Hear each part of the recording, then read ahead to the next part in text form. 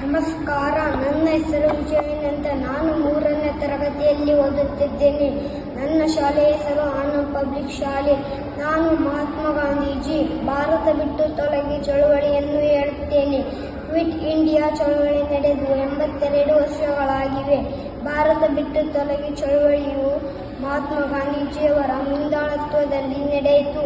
1942 August 8ರಂದು Mumbai ಗೋವಾಳಿಯ ಮೈದಾನದಲ್ಲಿ ಗಾಂಧೀಜಿಯವರ ಮಾಡು ಇಲ್ಲವೇ ಮಡಿ ಘೋಷಣೆಯಿಂದ ಈ ಚಳುವಳಿಯನ್ನು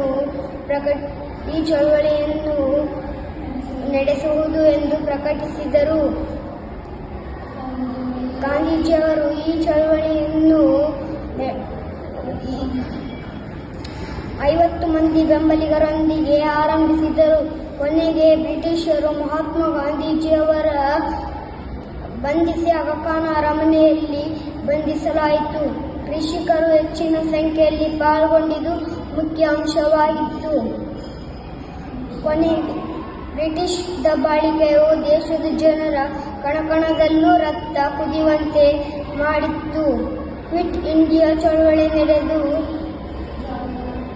ಜಾಲೆಗಳ ಬ್ರಿಟಿಷ್ ಆಡಳಿತದ ಬುಡಹತ್ತಿ ಉರಿಯಲಾರಂಭಿಸಿತು. ಅದರ ಕಾವಿನ ಪರಿಣಾಮವೇ 5 ವರ್ಷಗಳ ಬಳಿಕ ನಾವು 1947ರ ಆಗಸ್ಟ್ 15ರಂದು ಸ್ವಾತಂತ್ರ್ಯವನ್ನು ಪಡೆದೆವು.